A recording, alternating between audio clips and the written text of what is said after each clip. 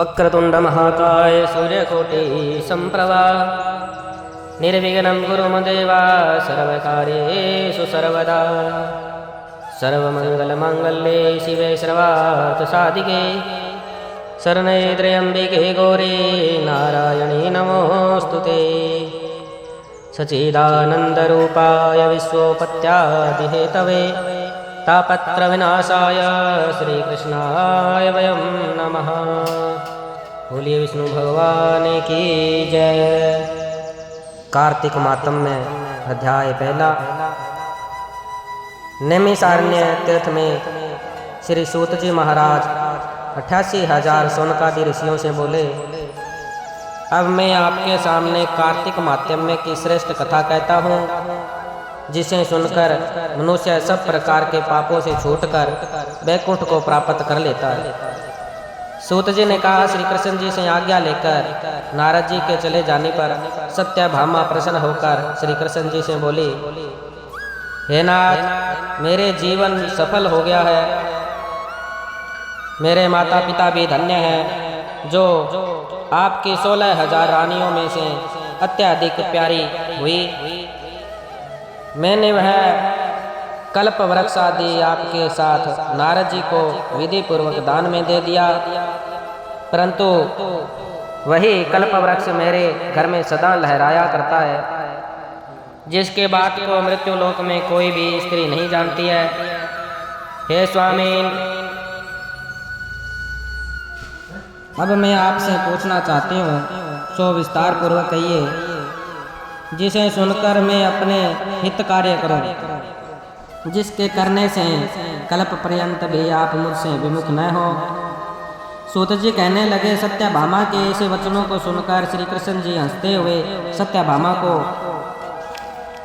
की बाह पकड़कर कल्प वृक्ष के नीचे गए और बोले, हे प्रिय, 16,000 स्त्रियों में से मुझे तुम प्राणों के समान प्यारी हो। तुम्हारे लिए देवताओं और देवराज इंद्र से भी मैंने विरोध किया था। उस महाअद्भुत वार्ता को सुनो। सूत जी बोले, एक दिन श्री कृष्ण भगवान ने सत्यभामा के साथ गरुड़ पर सवार होकर इंद्रलोक में जाकर कल्प वृक्ष मांगा। तब इंद्र के न देने पर गरुड़ का इंद्र से घोर युद्ध हुआ था। हे प्रिय, जब तुम्हें हर चीज दे सकता हूँ, हर एक कार्य पूरा कर सकता हूँ, तो क्या तुम्हारे आश्चर्यजनक प्रश्न का उत्तर न दूंगा? यह सुन सत्यभामा बोली, हे प्रभु, पूर्व जन्म में मेरा कैसा स्वभाव था, किसकी पुत्री थी, मैंने कौन से दान व्रत या तप नहीं किए जिससे मुझे मृत्यु लोक में जन्म लेना पड़ा, और ऐसे कौन से शुभ कर्म किए कि यहाँ आकर आपकी अर्धांगिनी हुई और आप गरुड़ पर सवार होकर मुझे साथ में लिए इंद्रादि देवताओं के साथ तानों में फिरते हो। तब भगवान बोले, हे कांते, तुम पूर्व जन्म में किसकी पुत्री थी, कौन से पुण्य और व्रत आदि तथा शुभ कार्य तुमने किए थे, वह सब कहता हूँ। पूर्व समय में सतयुग के अंत में मायापुरी में अत्रे गोत्र में वेदों और यज्ञों को जानने वाले देव शर्मा नाम का एक ब्राह्मण था।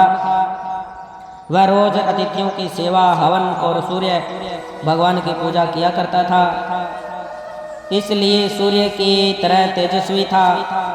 उस ब्राह्मण के बुढ़ापे में एक गुणवती नाम की कन्या हुई, जिसका विवाह उस पुत्रहीन ब्राह्मण से अपने चंद्र नाम के शिष्य के साथ कर दिया, और वे दोनों पिता पुत्र की तरह रहने लगे।